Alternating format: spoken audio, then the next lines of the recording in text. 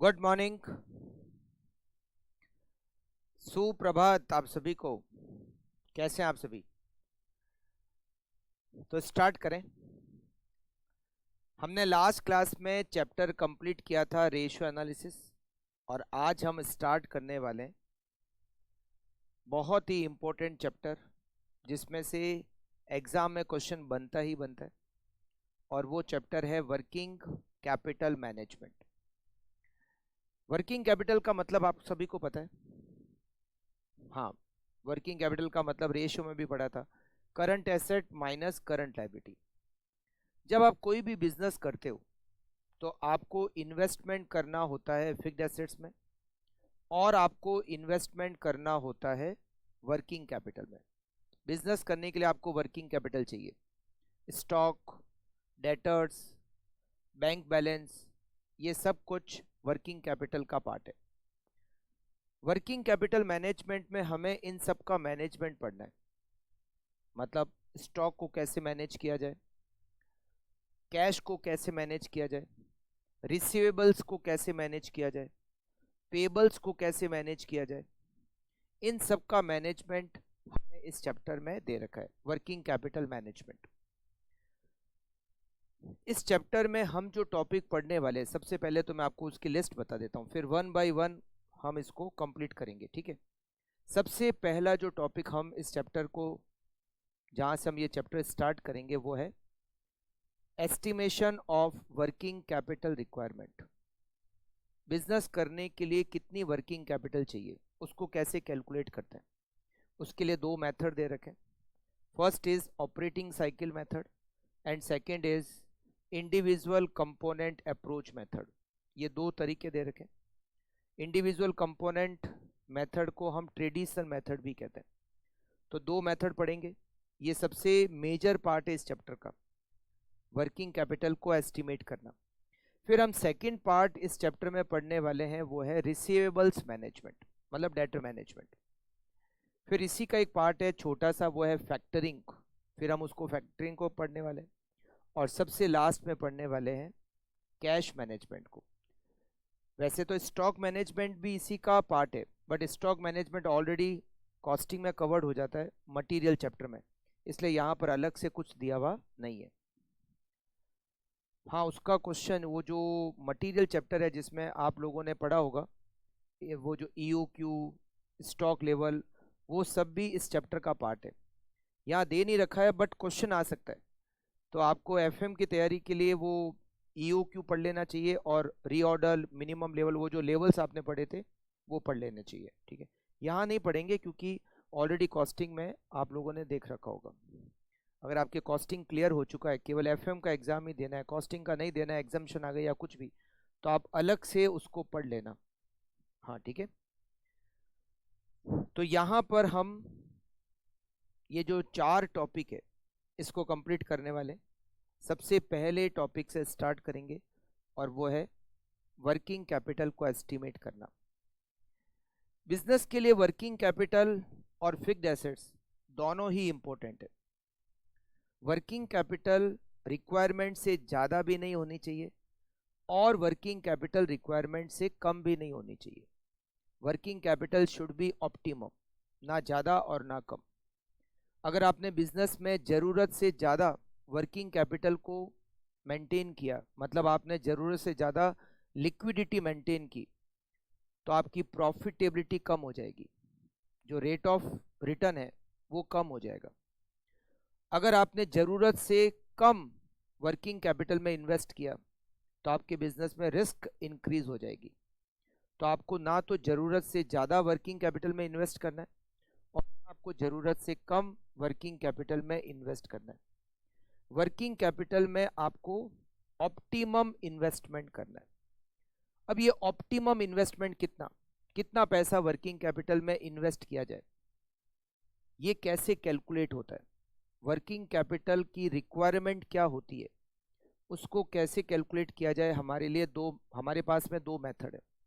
एक मेथड का नाम है ऑपरेटिंग साइकिल मेथड, और दूसरे मेथड का नाम है इंडिविजुअल कंपोनेंट, यानी कि जिसको हम कह सकते हैं ट्रेडिशनल मेथड। तो सबसे पहले मेथड से स्टार्ट करें। बिल्कुल आज हमें पहला जो मेथड है ऑपरेटिंग साइकिल मेथड उसको कंप्लीट करना है। ठीक है, 4 या 5 क्लास होगी जिसमें हम इस पूरे चैप्टर को कंप्लीट कर देंगे। जो सेकंड नंबर है ट्रेडिशनल मेथड वो थोड़ा सा लंबा है। डेटर मैनेजमेंट ज़्यादा बड़ा नहीं है, फैक्टरिंग ज़्यादा बड़ा नहीं है, कैश मैनेजमेंट ज़्यादा बड़ा नहीं है, बट वो जो सेकंड मेथड है ट्रेडिशनल मेथड वर्किंग कैपिटल को कैलकुलेट करने का, उसमें सबसे ज़्यादा हमें टाइम लगने वाला है। तो 4 से 5 क्लास में हम इसको कंप्लीट कर देंगे। ठीक है, चलिए स्टार्ट करते हैं। सबसे पहले आप हेडिंग लगा दीजिए एस्टिमेशन ऑफ वर्किंग कैपिटल, और उसमें आप सबसे फर्स्ट मेथड का नाम लिखिए ऑपरेटिंग साइकिल मेथड।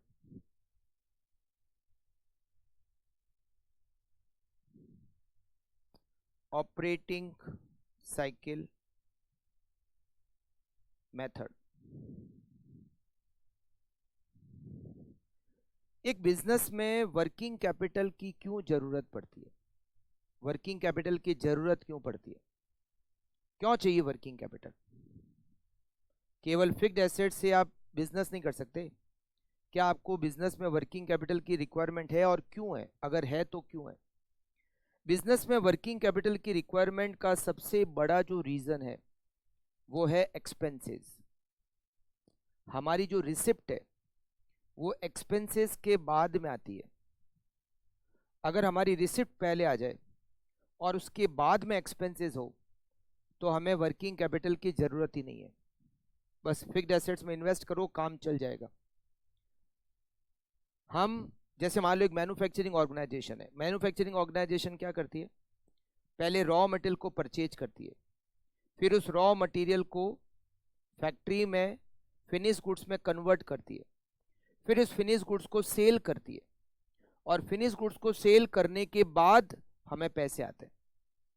ऐसा नहीं होता कि पहले पैसे आएंगे, उससे रॉ मटेरियल खरीदेंगे, उससे फिनिश गुड्स में कन्वर्ट करेंगे और फिर बेच देंगे। ऐसा होता है क्या? नहीं।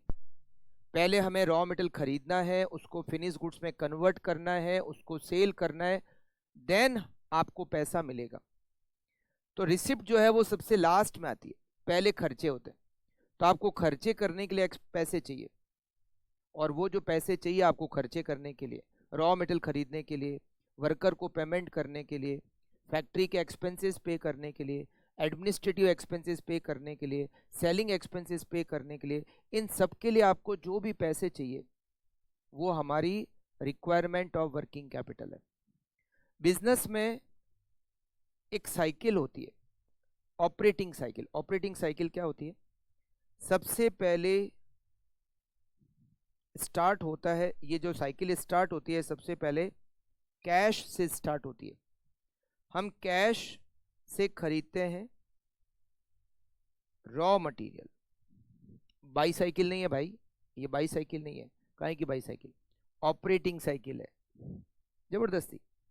सबसे पहले हमारे पास, तू बीच में डिस्टर्ब मत कर भाई। हाँ, सबसे पहले हमारे पास क्या होती है? कैश। उस कैश से हम क्या खरीदते हैं? रॉ मटेरियल खरीदते हैं। रॉ मटेरियल को हम वर्क इन प्रोग्रेस में कन्वर्ट करते हैं। वर्क इन प्रोग्रेस को हम कन्वर्ट करते हैं फिनिश गुड्स में। फिनिश गुड्स को हम कन्वर्ट करते हैं डेटर में, और डेटर को हम कन्वर्ट करते हैं कैश में। सबसे पहले कैश, उससे रॉ मटेरियल, उससे WIP, उससे फिनिश गुड्स, उससे डेटर, और डेटर से वापस कैश। ये जो साइकिल है ये कंटिन्यूसली चलती रहती है।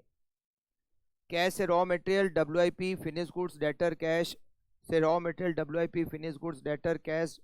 ये साइकिल चलती रहती है, और हम इस साइकिल को कहते हैं ऑपरेटिंग साइकिल। इस साइकिल को क्या कहते हैं? ऑपरेटिंग साइकिल, या फिर आप इस साइकिल को कह सकते हो कैश साइकिल। ये साइकिल स्टार्ट होती है कैश से और वापस कैश में जाके कंप्लीट हो जाती है। कैश से स्टार्ट होती है, कैश में जाके कंप्लीट हो जाती है। इस साइकिल को हम एक और तरीके से भी बना सकते हैं, फर्स्ट, सेकंड, थर्ड। देखो, एक जगह होती है जिसको हम कहते हैं स्टोर, एक जगह होती है जिसको हम कहते हैं फैक्ट्री, और एक जगह होती है जिसको हम कहते हैं वेयर हाउस। एक मैन्युफैक्चरिंग ऑर्गेनाइजेशन की अगर बात की जाए तो सबसे पहले होता है कैश।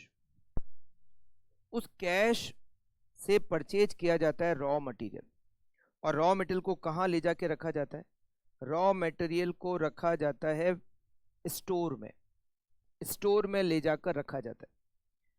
फिर उस रॉ मटेरियल को हम ले जाते हैं फैक्ट्री में, धीरे धीरे करके फैक्ट्री में लेके जाते हैं। फैक्ट्री में उस रॉ मटेरियल को कन्वर्ट किया जाता है फिनिश गुड्स में, बट जब तक वो फिनिश गुड्स नहीं बन जाता तब तक वो फैक्ट्री में रहता है, और हम उसको कहते हैं वर्क इन प्रोग्रेस, WIP। काम चल रहा है, कार्य प्रगति पर है। रॉ मटेरियल को आप क्या कर रहे हो? फिनिश गुड्स में कन्वर्ट कर रहे हो। अभी बना नहीं है फिनिश गुड्स, क्योंकि जब फिनिश गुड्स बन जाएगा तो वो फैक्ट्री में नहीं रहेगा, वो फिर वेयर हाउस में चला जाएगा। तो जब तक वो फिनिश गुड्स नहीं बनाए तब तक वो क्या है? तब तक वो है WIP। जैसे ही फिनिश गुड्स बन गया वो कहाँ चला गया? वेयर हाउस में चला गया। वेयर हाउस, यहाँ जो स्टॉक होता है उसको कहते हैं फिनिश गुड्स का स्टॉक।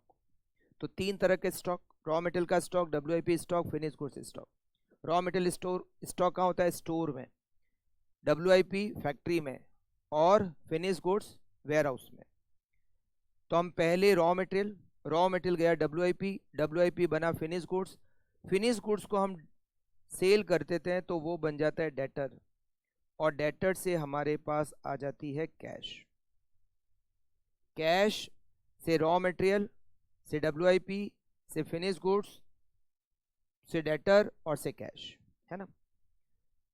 तो ये रॉ मटेरियल को परचेज किया हमने, सबसे पहले रॉ मटेरियल खरीदा, परचेज, और हम इसको लेकर आए स्टोर में। फिर हम इसको लेके जाएंगे फैक्ट्री में, इसको कहते हैं raw material consumed. Raw material consumed का मतलब होता है वो फैक्ट्री में चला गया, यहां से बना फिनिश गुड्स, फिनिश गुड्स का प्रोडक्शन, फिर यहां से हम उसको सेल कर देते हैं, और सेल से फिर हो जाता है collection.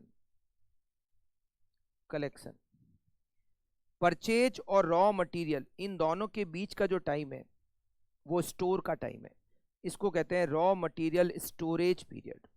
Raw material storage period.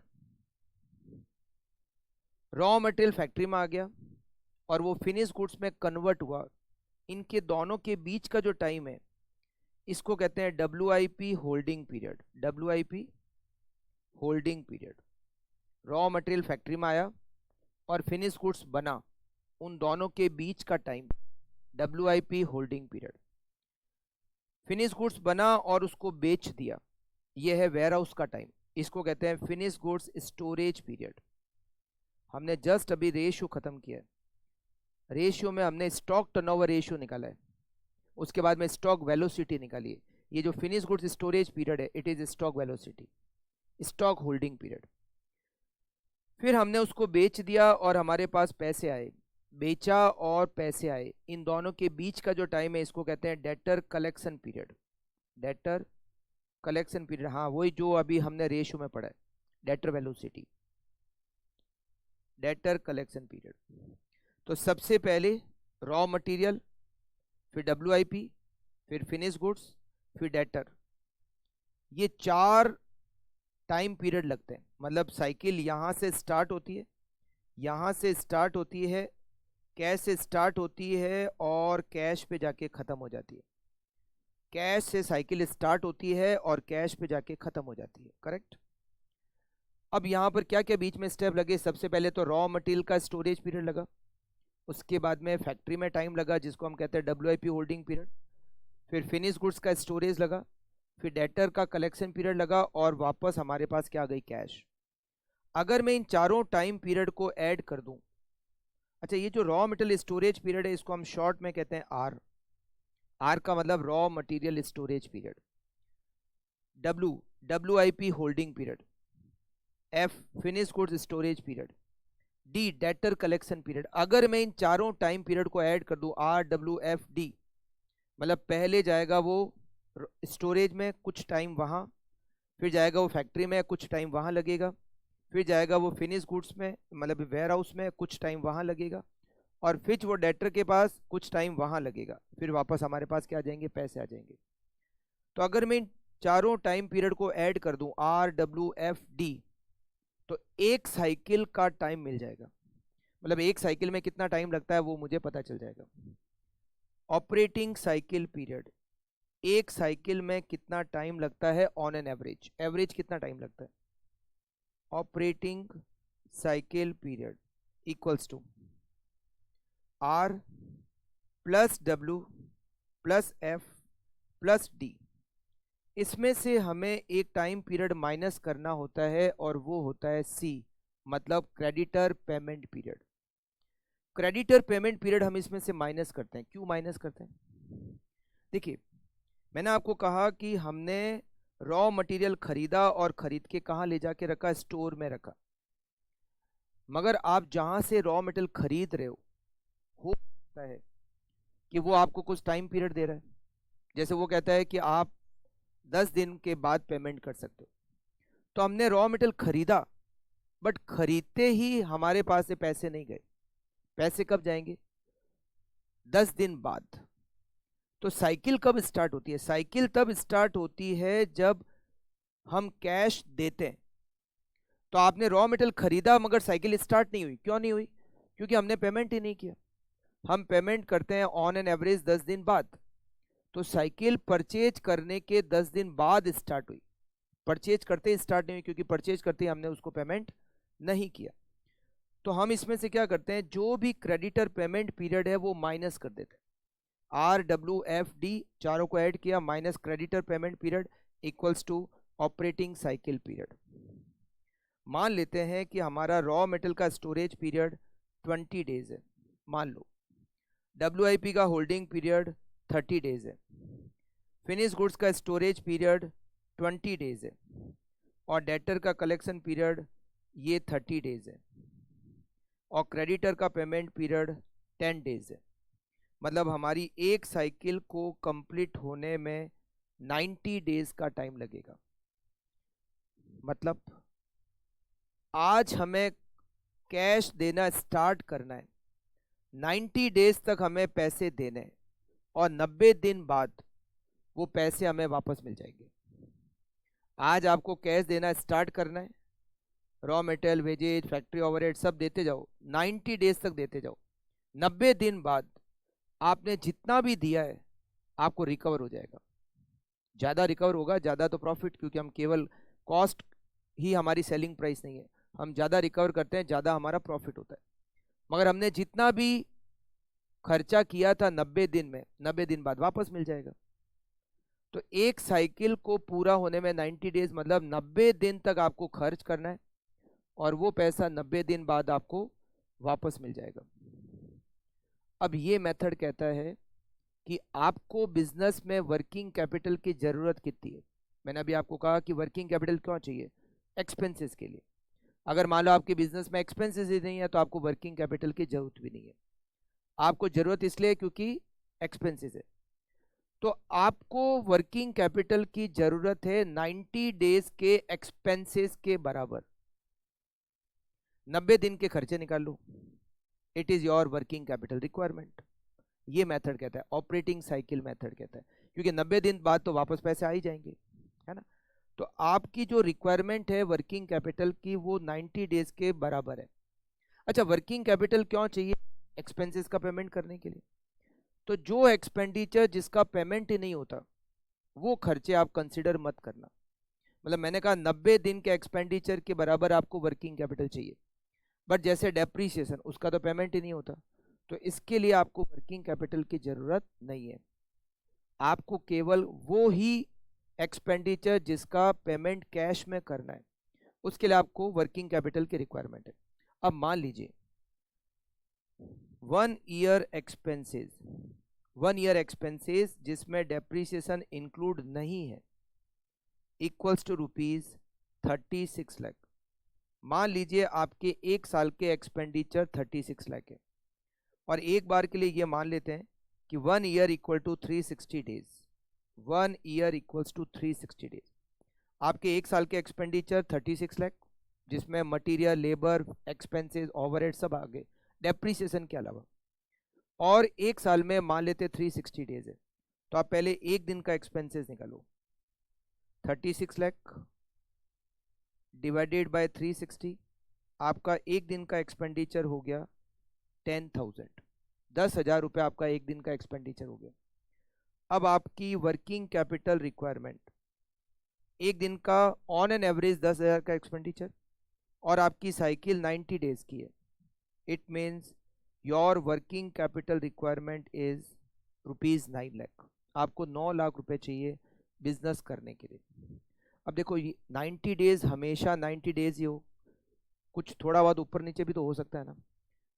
तो एक काम करते हैं, जो वर्किंग कैपिटल आपने कैलकुलेट की उसमें प्रोविजन फॉर कॉन्टीजेंसी ऐड कर देते हैं। मान लो हमने 10% प्रोविजन फॉर कॉन्टीजेंसी एक्स जोड़ा, तो 9 लाख तो आपने कैलकुलेट की थी, 90,000 मतलब आपकी वर्किंग कैपिटल की रिक्वायरमेंट 9,90,000, या राउंड फिगर कर दो 10 लाख रुपए। अच्छा, ये प्रोविजन फॉर कॉन्टीजेंसी आपको तभी ऐड करना है जब आपको क्वेश्चन कहे, प्रैक्टिकली तो ऐड होती है, बट अगर आपको क्वेश्चन कहे कि आप प्रोविजन फॉर कॉन्टीजेंसी ऐड करो तो ऐड कर दो, अदरवाइज नहीं करनी। नहीं, अदरवाइज अपने मन से कोई स्टैंडर्ड परसेंटेज नहीं है कि हमेशा ऐड करना है। हाँ, अगर कहे तो करो। वैसे भी होता है ना, जैसे मान लो आप कहीं बाहर घूमने जा रहे हो, आपने सोचा है कि करीब करीब 20,000 रुपये खर्च होंगे, तो हम क्या करते हैं, 2-5,000 एक्स्ट्रा लेके जाते हैं। ऐसा नहीं है कि 20,000 रुपये लगता है एक्सपेंडिचर होगा तो 20,000 ही लेके जाते हैं, हम साथ में 2-4,000 5,000 एक्स्ट्रा लेके जाते हैं। तो वो वाली बात है, आपने कैलकुलेट किया कि हमारी वर्किंग कैपिटल की रिक्वायरमेंट बिजनेस में 9 लाख चाहिए, तो हम बहुत बार 1-2 लाख रुपए एक्स्ट्रा अरेंज कर लेते हैं, उसी को प्रोविजन फॉर कॉन्टीजेंसी कहते हैं।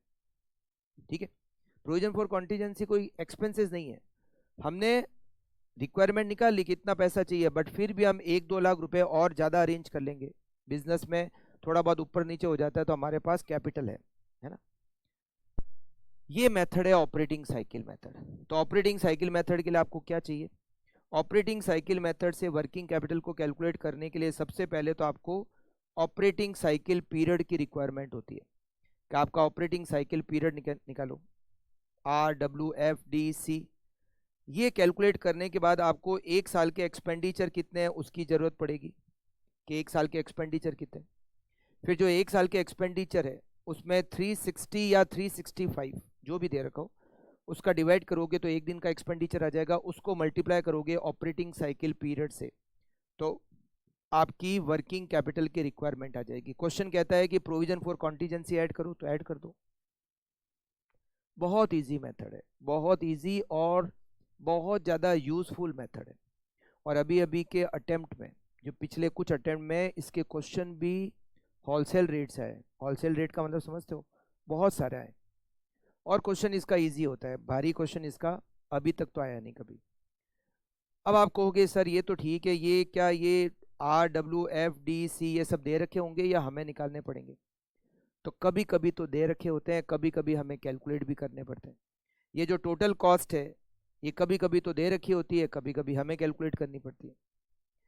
तो ये कैसे कैलकुलेट करते हैं RWFDC, इसमें रेशियो के फॉर्मूले लगते हैं। आर का मतलब वही raw material storage period, debtor collection period, D का मतलब क्रेडिटर पेमेंट पीरियड, जो creditor velocity, debtor velocity, stock velocity आपने रेशियो में पढ़ी थी वही है। बट यहाँ पर हम वहाँ पर क्या करते थे, जैसे स्टॉक वेलोसिटी है, पहले स्टॉक टर्नओवर रेशियो निकालते थे, फिर स्टॉक वेलोसिटी निकालते थे। अब हम क्या करेंगे, डायरेक्ट फॉर्मूला लगाएंगे स्टॉक वेलोसिटी का। तो कैसे कैलकुलेट करते हैं, सारे फॉर्मूले आप नोट कर लीजिए। हमें क्या क्या चाहिए मैं आपको बताऊं। हमें एक तो आर का फॉर्मूला समझना है कि क्या है, रेशियो का ही फॉर्मूला है, डब्ल्यू का फॉर्मूला, एफ का फॉर्मूला, डी का फॉर्मूला, सी का फॉर्मूला, ये 5 फॉर्मूले। और ये टोटल कॉस्ट कैसे निकालते हैं ये पता होना चाहिए। 5 और 1 6, ये अगर पता चल गया तो आपका ऑपरेटिंग साइकिल मेथड से वर्किंग कैपिटल कैलकुलेट करने का सपना पूरा हो जाएगा एग्जाम में, अगर क्वेश्चन आता है तो। ठीक है, ओके। चलिए अब हम नोट करते हैं सबसे पहले तो एक कॉस्ट कैसे कैलकुलेट होती है, तो एक कॉस्ट स्टेटमेंट बनता है। आप अब नोट कीजिए, कॉस्ट स्टेटमेंट, ये है स्टेप नंबर 1, पहला स्टेप। आपको सबसे पहले तो एक स्टेटमेंट बनाना है जिसका नाम होता है कॉस्ट स्टेटमेंट। कब नहीं बनाना है वो मैं आपको क्वेश्चन से बताऊंगा, ठीक है, अदरवाइज आपको बनाना पड़ेगा कॉस्ट स्टेटमेंट। ये थोड़ा बहुत कॉस्ट शीट जैसा है, कॉस्ट शीट होती है ना, थोड़ा बहुत वैसा है जो कॉस्टिंग में कॉस्ट शीट बनती है, पूरी कंप्लीटली वैसा नहीं है, हाँ थोड़ा बहुत वैसा है। सबसे पहले हम इसमें लिखते हैं raw material consumed, raw material consumed. Raw material consume कैसे आता है, हाँ, opening stock plus purchase minus closing stock, ये रॉ मटेरियल कंज्यूम हो गया। इसमें फिर हम लिखते हैं डायरेक्ट वेजेज, डायरेक्ट वेजेज। फिर हम इसमें लिखते हैं फैक्ट्री ओवरहेड, फैक्ट्री के जो एक्सपेंसेस है, आप इसको फैक्ट्री ओवरहेड कह सकते हो, आप इसको मैन्युफैक्चरिंग ओवरहेड कह सकते हो, आप इसको प्रोडक्शन ओवरहेड कह सकते हो। ये 3 ऐड करने के बाद जो रिजल्ट आएगा, इसमें आपको ऐड करना है opening stock work in progress, और उसमें से लेस करना है closing stock work in progress. दे रखा होगा आपको opening stock work in progress, closing stock work in progress. आप जब इसमें एडजस्ट करोगे, ऐड और लेस करोगे, जो रिजल्ट आएगा उसको हम नाम देते हैं कॉस्ट ऑफ प्रोडक्शन। हाँ, कॉस्ट शीट में इसको फैक्ट्री कॉस्ट कहते हैं, करेक्ट, इसको फैक्ट्री कॉस्ट कहते हैं ना, यहाँ कॉस्ट ऑफ प्रोडक्शन नाम है। मैंने कहा ना थोड़ा चेंज है, एग्जैक्टली सेम नहीं है बट बहुत कुछ सिमिलर है। कॉस्ट ऑफ प्रोडक्शन के बाद इसमें ऐड होता है opening stock finish goods, opening stock finish goods, और माइनस होता है closing stock finish goods, closing stock finish goods. जो रिजल्ट आता है उसको कहते हैं cost of goods sold, cost of goods sold, correct. हाँ, मैं आराम से लिख रहा हूँ, बिल्कुल आराम से लिख रहा हूँ, आप भी आराम से लिख लो, ठीक है। इसमें ऐड होता है एडमिनिस्ट्रेटिव एक्सपेंसेस,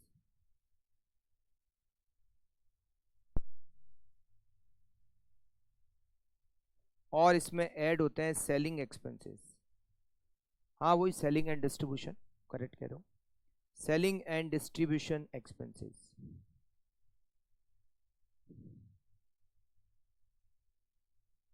जो रिजल्ट आता है हम उसको कहते हैं टोटल कॉस्ट।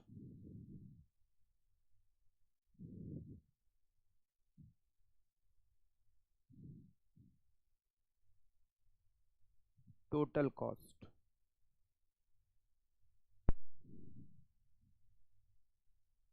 ये एक छोटा सा कॉस्ट स्टेटमेंट आपको बनाना है। हाँ, अगर बाद में सेल्स लिखोगे तो नेट प्रॉफिट भी आ जाएगा, अगर टोटल कॉस्ट एक लाइन छोड़कर लिखना है सेल्स तो प्रॉफिट आ जाएगा। हाँ, वैसा भी लिख सकते हो, नेट प्रॉफिट भी निकाल सकते हो। हमें ज़रूरत यहाँ तक की है इसलिए मैंने यहाँ तक की बनाया, ठीक है, ज़रूरत जितना काम करना है, क्यों, बाकी फालतू चीज़ों के लिए टाइम किसके पास है, ना आपके पास और ना मेरे पास, मेरे से ज़्यादा कम टाइम आपके पास है। नहीं, ज़िंदगी का टाइम नहीं कह रहा हूँ, ज़बरदस्ती। हो गया टोटल कॉस्ट, नहीं मेरे से ज़्यादा टाइम है आपके पास, ओके, अब तो खुश। तो आगे बढ़ते हैं हम, आज के टाइम में स्टूडेंट आते हैं वो स्टूडेंट आते ही नहीं है, वो गुरु ही होते हैं, मतलब टीचर ही आता है। स्टूडेंट आने बंद हो गए।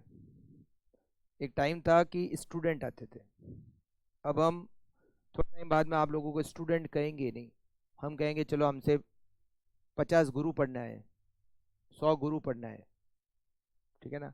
और वो हमको होशियार करके जाएंगे, खुद तो वो तो होशियार होके ही आए, वो हमें होशियार करके जाएंगे, ठीक है। चलिए, अब तो ठीक लग रहा है। हाँ, स्पेशली तुझे तो ठीक ही लग रहा होगा, ऐसी बात नहीं है। चलो ठीक है। हाँ, लिख लिया भाई। कॉस्ट स्टेटमेंट, ये ये कभी कभी नहीं बनाना है, मैं आपको बता दूंगा कि कब बनाना है और कब नहीं। तो सबसे पहला स्टेप तो है कॉस्ट स्टेटमेंट, उसके बाद आता है दूसरा step, second step, operating cycle period को कैलकुलेट करना। Operating cycle period, operating cycle period में सबसे पहले आता है आर, मतलब raw material storage period. R, R का पूरा नाम यहाँ लिख देता हूँ। R, raw material storage period,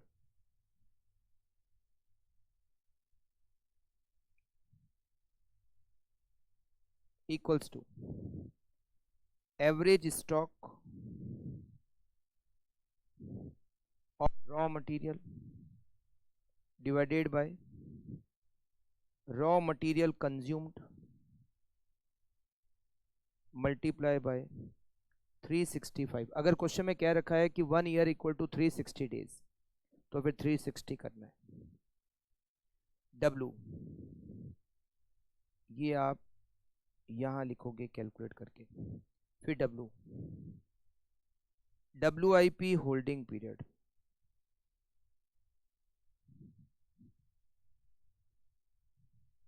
equals to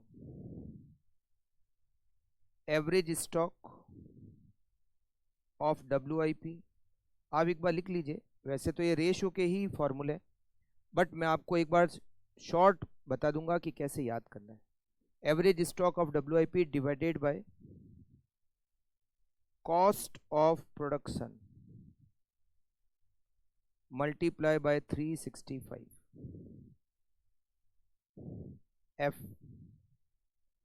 finish goods storage period, finish goods storage period, ठीक है,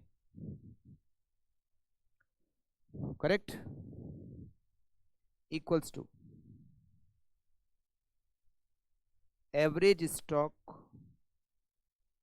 of finish goods divided by cost of goods sold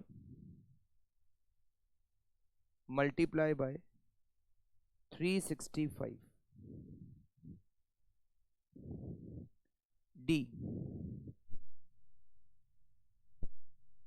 average, इसका मतलब फॉर्मूला है, इसका नाम है debtor collection period, debtors collection period,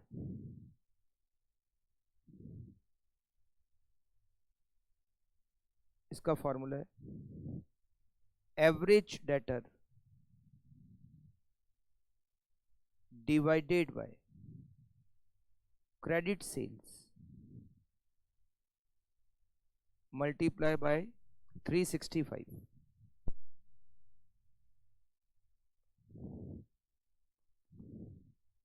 अगर bills receivable हो तो हाँ, तो ये एवरेज रिसीवेबल्स हो जाएंगे। जनरली नहीं आते हैं, वो तो रेशियो के हिसाब से ठीक है, बट अगर बिल्स रिसीवेबल हो तो एवरेज रिसीवेबल कर दो आप। हाँ, और सी, ये माइनस होता है, क्रेडिटर पेमेंट पीरियड माइनस होता है, creditors payment period,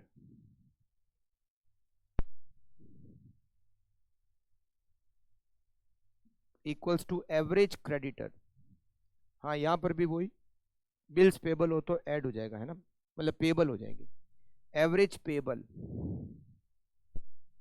divided by credit purchase.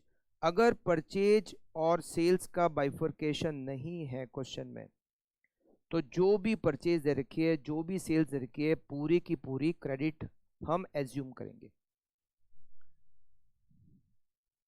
ये माइनस करना है, तो R plus W plus F minus C plus D minus C, R plus W plus F plus D minus C equals to raw material storage period. Correct. तो first step आपने क्या, cost statement बनाया। Second step आपने क्या किया, operating cycle period calculate किया। अब बारी आती है स्टेप नंबर 3 की। Step number 3,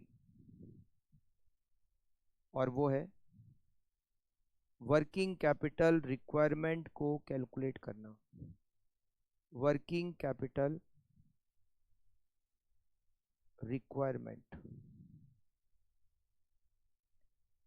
equals to total cost जो आपने कैलकुलेट की। अच्छा, कॉस्ट में डेप्रीसिएशन अगर कहीं है तो नहीं लेना है।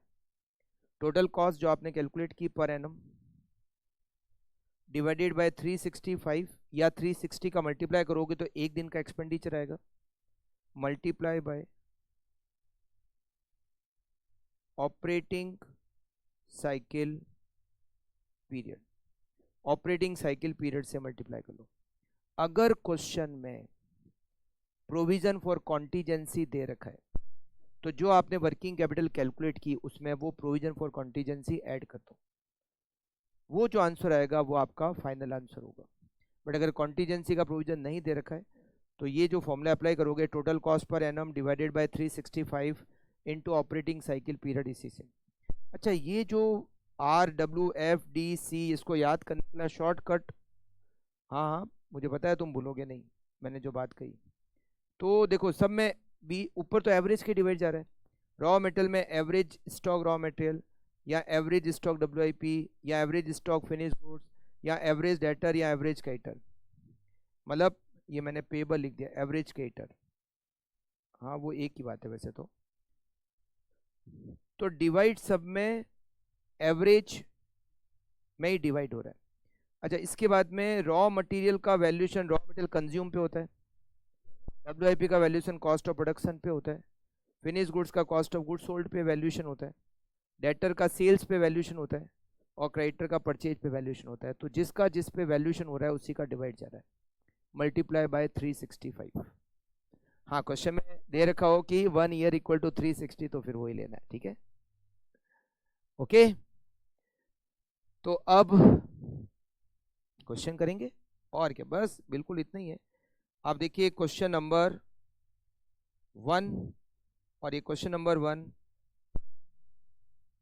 क्रैकर के सिमिलर क्वेश्चन जैसा है 20। आप कहोगे सिमिलर क्वेश्चन का क्या मतलब हुआ, मतलब सेम ऐसा ही क्वेश्चन क्रैकर में दे रखा है, सेम टू सेम ये तो नहीं है, बट अगर आप क्रैकर का क्वेश्चन नंबर 20 देखोगे तो केवल फिगर चेंज है, बाकी चीज ये। तो 2 क्वेश्चन हो गए, अच्छी बात है।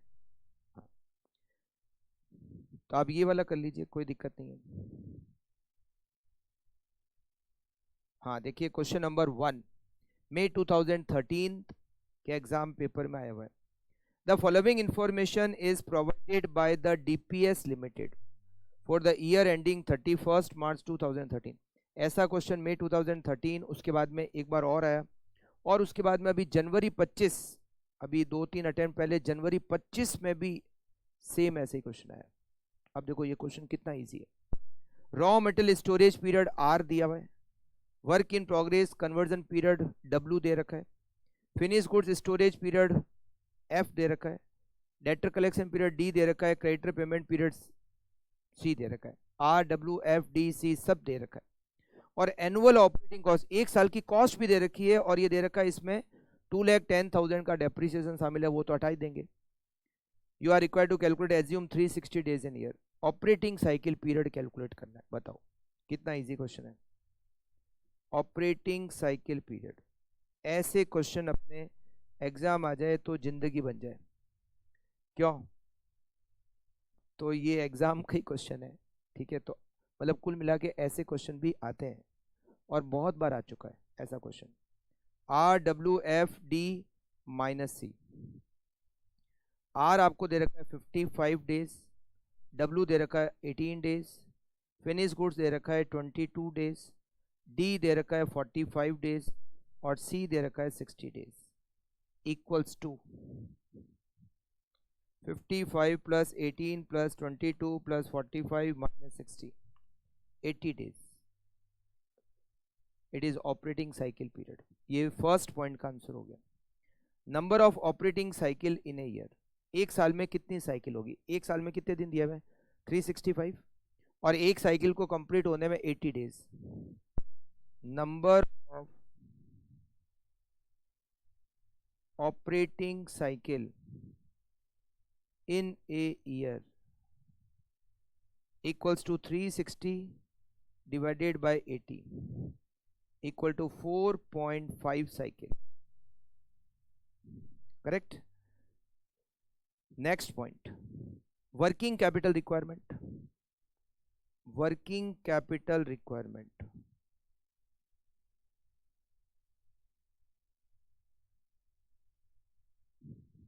Equals to total cash expenses per annum divided by 360 multiply by operating cycle period. Total expenses per annum है 21 लाख, उसमें 2,10,000 का डेप्रीसिएशन इंक्लूडेड है। तो 21 लाख में से 210 माइनस करेंगे तो total expenses per annum 18,90,000 divided by 360 multiply by operating cycle period 80 equals to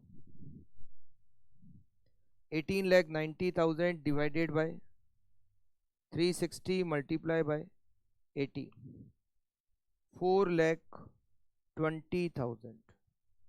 कोई प्रोविजन नहीं दे रखा है, तो ये आपका सी पॉइंट का आंसर हो गया। थोड़ा बहुत अच्छा है इसका डी पॉइंट, बाकी तो सब कुछ दे ही रखा है। थोड़ा बहुत अच्छा है D point. The company is a market leader in its product, there is virtually no competitor in the market. Based on the market research it is planning to discontinue sales on credit and deliver product based on pre payment. मतलब हम credit sales को बंद करना चाहते हैं। Market में वैसे भी सेल हो जाएगी, अगर क्रेडिट सेल्स बंद करेंगे तो भी लोग खरीद लेंगे। Thereby it can reduce it's working capital requirement. ऐसा करने से उसकी वर्किंग कैपिटल की रिक्वायरमेंट कम हो जाएगी। तो आपको बताना है कि वर्किंग कैपिटल की रिक्वायरमेंट कितनी कम हो जाएगी। तो देखो ये जो डी है, अभी डी कितना है 45, ये खत्म हो जाएगा। क्यों खत्म हो जाएगा? क्यों हम क्रेडिट सेल बेस नहीं बंद कर देंगे। जब हम क्रेडिट सेल ही बंद कर देंगे तो आपका ये डेटर कलेक्शन पीरियड 0 हो जाएगा।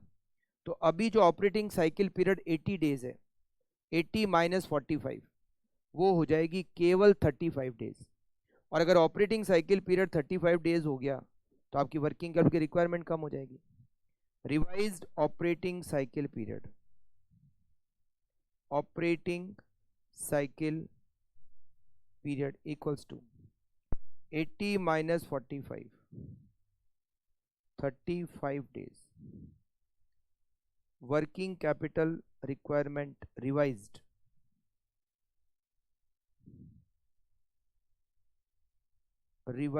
Equals to 18,90,000 divided by 360 multiply by 35। 18,90,000 divided by 360 multiply by 35. Working capital requirement is only 183,750. पहले कितनी थी? 4,20,000। Decrease in working capital requirement equals to 4,20,000 पहले रिक्वायरमेंट थी, अब है 183,750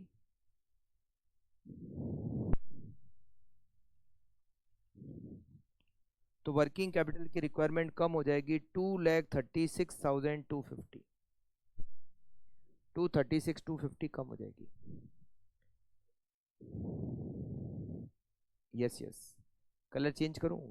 ठीक है, कलर चेंज कर देंगे। ओके, इजी क्वेश्चन, मतलब सब कुछ दिया था, RWFDC सारे एक्सपेंसेस, कुछ नहीं, ऑपरेटिंग स्टेटमेंट नहीं, कॉस्ट स्टेटमेंट नहीं बनाना पड़ा, पीरियड की कैलकुलेशन करनी नहीं पड़ी, सब कुछ तो दे रखा था। ऐसे क्वेश्चन 2-3 बार, 3-4 बार एग्जाम में आ चुका है। क्वेश्चन नंबर 22, ये क्रैकर के का क्वेश्चन नंबर दिया हुआ है 21, क्रैकर में 21 नंबर क्वेश्चन है, और ये नवंबर 2011 के एग्जाम पेपर में आया हुआ है।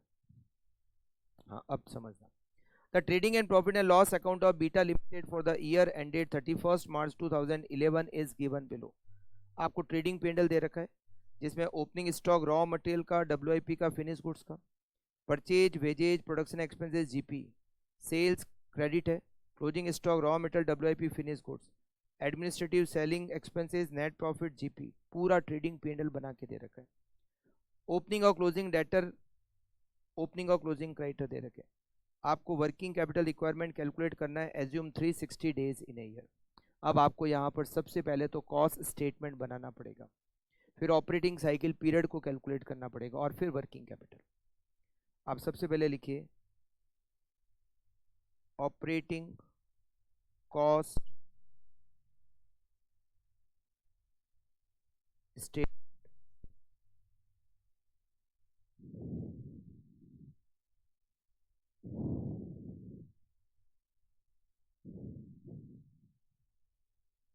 सबसे पहले direct material, direct material, direct material consumed, यहाँ पर क्या आता है, डायरेक्ट मटेरियल कंज्यूम्ड। आपको रॉ मटेरियल का ओपनिंग स्टॉक दे रखा है, रॉ मटेरियल का ओपनिंग स्टॉक दे रखा है 180, ये देखिए 180, purchase 11 lakh plus purchase 11 lakh minus closing stock दे रखा है 2 lakh, 10,80,000 is raw material consumed, 10,80,000। Direct wages, आपको डायरेक्ट वेजेज दे रखी है 3 लाख, डायरेक्ट वेजेज 3 लाख, और प्रोडक्शन एक्सपेंसेस नाम लिखा हुआ है, वही फैक्ट्री ओवरहेड, प्रोडक्शन एक्सपेंसेस को चाहे फैक्ट्री ओवरहेड को चाहे मैन्युफैक्चरिंग एक्सपेंसेस को, एक ही बात है, इट इज़ 2 लाख। तो यहाँ लिखते हैं production expenses, it is 2 lakh. इन तीनों को ऐड करेंगे तो हमें इसकी वैल्यू मिलेगी 15,80,000। इसमें हम ऐड करेंगे ओपनिंग स्टॉक WIP और लेस करेंगे closing stock WIP। Opening stock WIP 60,000, closing stock WIP 1 lakh, 60,000 add करेंगे, 1 लाख लेस करेंगे, तो हमें मिलेगी कॉस्ट ऑफ प्रोडक्शन की वैल्यू, कॉस्ट ऑफ प्रोडक्शन 15,40,000। इसमें हम ऐड करेंगे ओपनिंग स्टॉक फिनिश गुड्स और लेस करेंगे closing stock finish goods.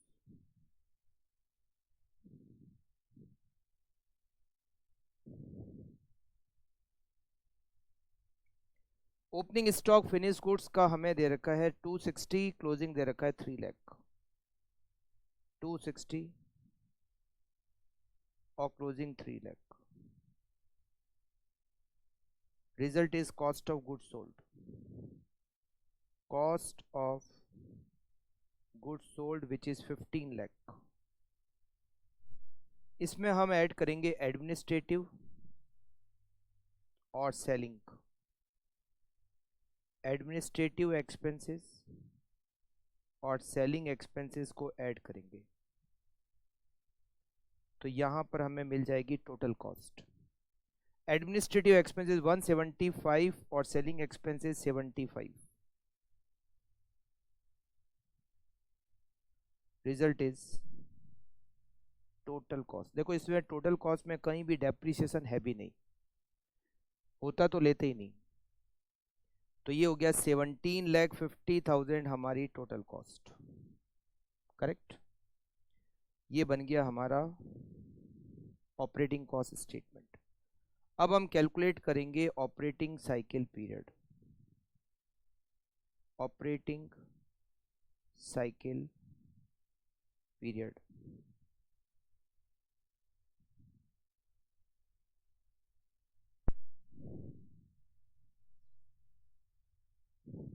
Days.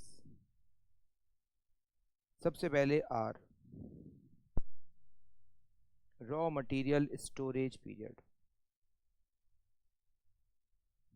Raw material storage period क्या फॉर्मूला होता है? एवरेज स्टॉक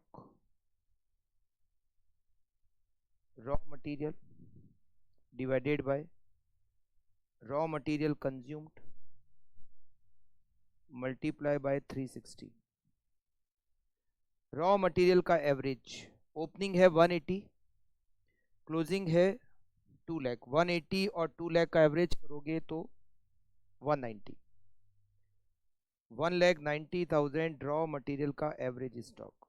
और रॉ मटेरियल कंज्यूम्ड आपने यहाँ लिखा है 10,80,000।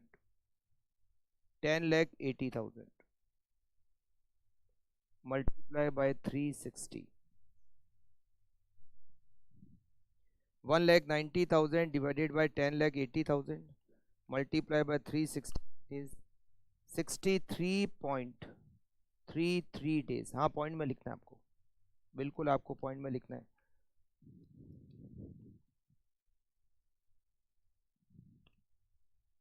करेक्ट। फिर WIP holding period. WIP holding period point के बाद 2 तक लिखो, पॉइंट के बाद 2 तक। WIP holding period equals to average stock WIP divided by cost of production multiply by 360।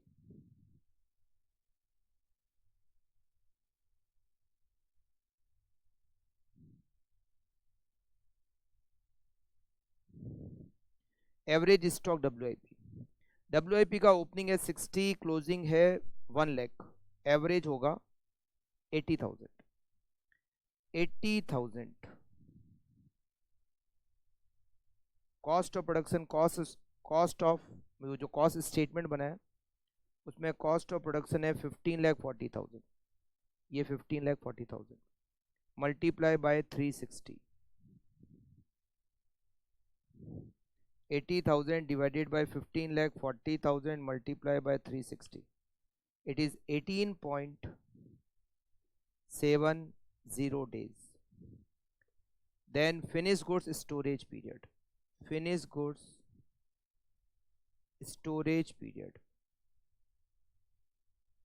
equals to average stock of finished goods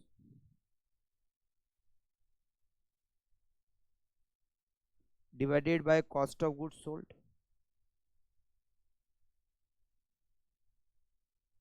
multiply by 360. Finish goods का average stock, finish goods का opening है 260, closing है 3 lakh, average होगा 280। 2,80,000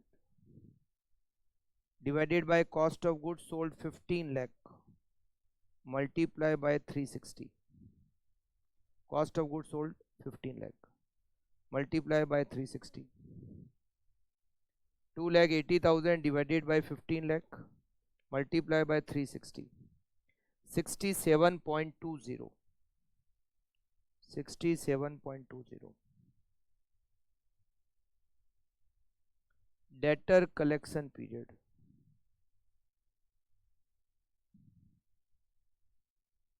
इसका formula होता है average debtor divided by credit sales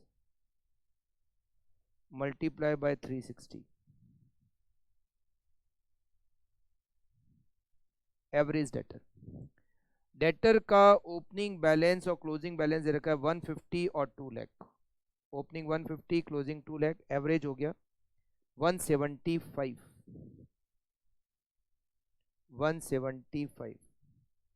और आपकी जो सेल्स, वैसे तो लिखा हुआ है क्रेडिट, कुछ नहीं लिखा होता तो भी हम जनरली सेल्स को पूरे को क्रेडिट मान लेते, 20 lakh divided by 20 lakh multiply by 360, 1,75,000 divided by 20 lakh multiply by 360, it is 31.5, then minus creditor payment period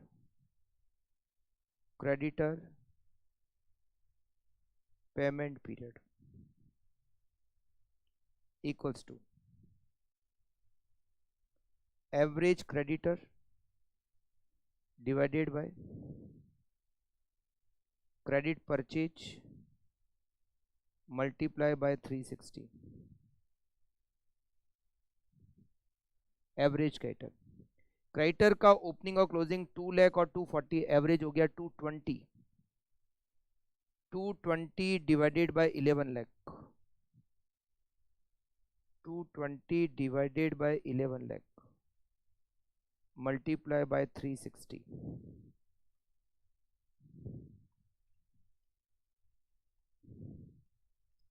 72, ये माइनस करना है तो आपको ऑपरेटिंग साइकिल पीरियड मिल जाएगा। आर कितना है 63.33 प्लस डब्ल्यू है 18.7 प्लस एफ है 67.2 plus 31.5 minus 72, 108.73, it is operating cycle period. Now we calculate working capital requirement. Working capital requirement equals to total cash cost, वैसे तो यहाँ पूरी की पूरी कॉस्ट है जो कैश कॉस्ट ही है, divided by 360 multiply by operating cycle period. Total cash cost आपकी कॉस्ट है 17,50,000, 17,50,000 divided by 360 multiply bye 108.73, 17,50,000 divided by 360 multiply by 108.73, 5,28,549, आप राउंड फिगर में 550 भी कर सकते हो। ये हमारा क्वेश्चन नंबर सेकंड सॉल्व हो गया। इसमें कॉस्ट स्टेटमेंट भी बनाना पड़ा, RWFDC वो भी कैलकुलेट करने पड़े और फिर वर्किंग कैपिटल रिक्वायरमेंट। एक और क्वेश्चन है ऑपरेटिंग साइकिल का जो अभी लेटेस्ट में सितंबर 24 अटेम्प्ट में ही, मतलब कुछ अटेम्प्ट पहले ही आ रखा है, मतलब लेटेस्ट क्वेश्चन ही है, कुछ अटेम्प्ट पहले का ही है। क्वेश्चन नंबर थर्ड, ये देखो अभी इसमें भी ये सेकंड से इजी है, फर्स्ट तो बिल्कुल इजी था। The following information is available for SK limited for the year ended 31 मार्च 2024। आपको कॉस्ट ऑफ प्रोडक्शन दे रखी है, आपको कॉस्ट ऑफ गुड्स सोल्ड भी दे रखी है, WIP का एवरेज, फिनिश गुड्स का एवरेज दे रखा है, एडमिनिस्ट्रेटिव और सेलिंग एक्सपेंसेस दोनों की टोटल दे रखी है, डेटर कलेक्शन पीरियड दे रखा है, रॉ मटेरियल स्टोरेज पीरियड दे रखा है, R दे रखा है, D दे रखा है, क्रेडिटर पेमेंट पीरियड दे रखा है, वर्किंग कैपिटल निकालनी है, assume 360 days in a year. देखो यहाँ पर R raw material storage period ये दे रखा है, डेटर कलेक्शन पीरियड दे रखा है, क्रेडिटर पेमेंट पीरियड दे रखा है। आपको सबसे पहले तो W कैलकुलेट करना पड़ेगा, W और F, WIP holding period, WIP holding period, ये बना देते हैं वर्किंग नोट नंबर 1। फॉर्मूला होता है average stock work in progress divided by cost of production multiply by 360। Average stock work in progress का है 94,600। कॉस्ट ऑफ प्रोडक्शन आपको दे रखी है 15,48,000 multiply by 360। 94,600 divided by 15,48,000 multiply by 360, 22 days. फिर हम calculate करते हैं finish goods storage period. Finish goods storage period, average stock finish goods divided by cost of goods sold multiply by 360। ठीक है, finish goods का एवरेज स्टॉक भी हमें दे रखा है, it is 243,500। 243,500। Cost of goods sold भी दे रखा है, it is 14,61,000। 14,61,000 multiply by 360। 2,43,500 divided by 14,61,000 into 360, 60 days. अब आपके पास RWFDC सब कुछ है ना? ओके, अब हम यहां पर अच्छा एक और रिक्वायरमेंट होगी, टोटल कॉस्ट चाहिएगी। देखो समझना, मैंने आपको जहां फॉर्मेट लिखा है, जहां पर आपको फॉर्मेट लिखा है, हाँ आप लोग वहां देखो, जहां पर टोटल कॉस्ट है उसके जस्ट ऊपर कॉस्ट ऑफ गुड्स सोल्ड है ना, ये देखिए ये टोटल कॉस्ट,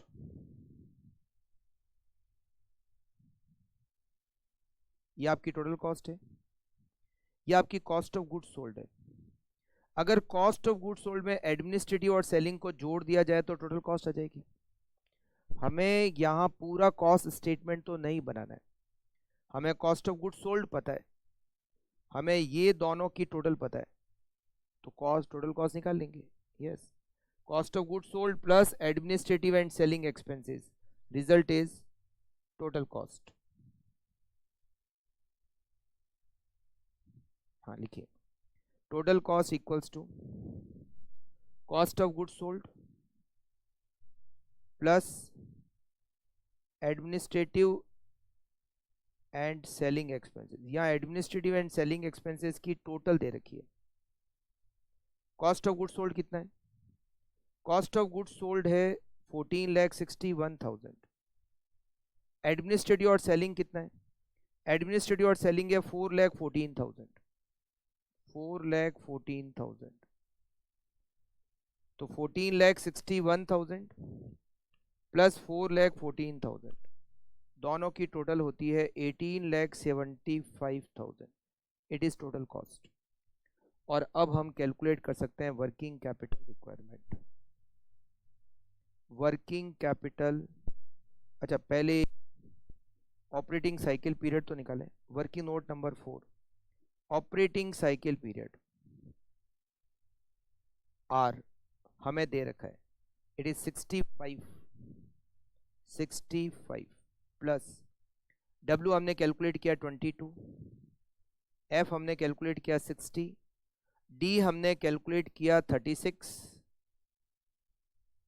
और सी हमें दे रखा है 63 क्रेडिटर पेमेंट पीरियड। तो 65 plus 22 plus 60 plus 36 minus 63, 120 days is operating cycle period. And now working capital requirement, अब ये पॉइंट नहीं, अब आंसर हो गया। Working capital requirement total cash cost per annum divided by 360 multiply by operating cycle period. Total cash cost आपकी है 18,75,000, divide करेंगे 360 का, मल्टीप्लाई करेंगे 120 का।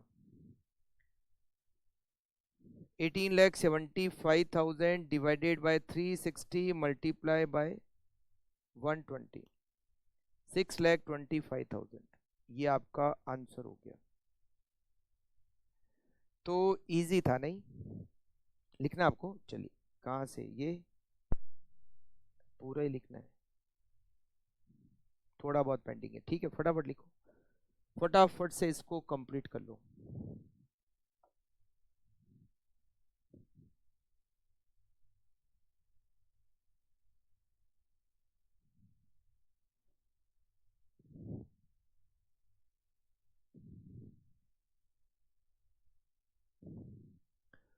जो सेकंड मेथड है ट्रेडिशनल मेथड, वो सबसे बड़ा है, तो उसमें हमें 2 क्लास लगेगी बिल्कुल।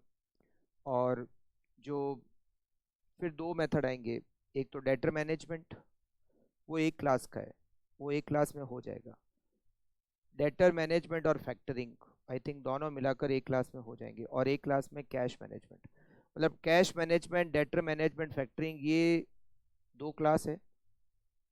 जो ट्रेडिशनल मेथड है वो 2 क्लास है, और 1 क्लास आपकी आज की क्लास यहीं तक है, ठीक है। वैसे भी 20-25 मिनट अभी तक तो है वैसे, बट वो मेथड हो नहीं पाएगा।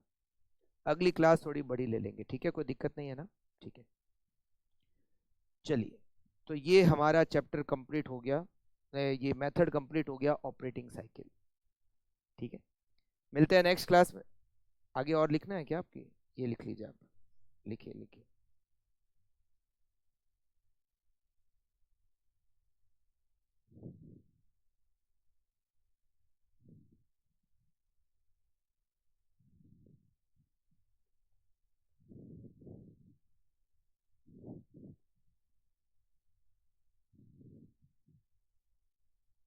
क्या चीज? हाँ, बस और क्या, करेक्ट।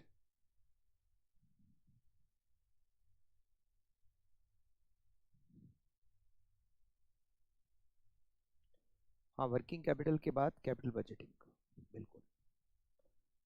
ये दोनों बड़े चैप्टर है, और दोनों में से क्वेश्चन एग्जाम में आता ही है।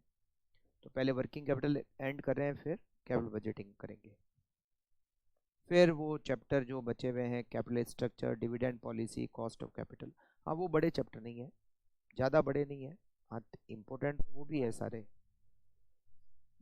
ठीक है। ओके, तो कंप्लीट करें, चलिए, वेरी गुड। तो मिलते हैं नेक्स्ट क्लास में। Okay, thank you, take care.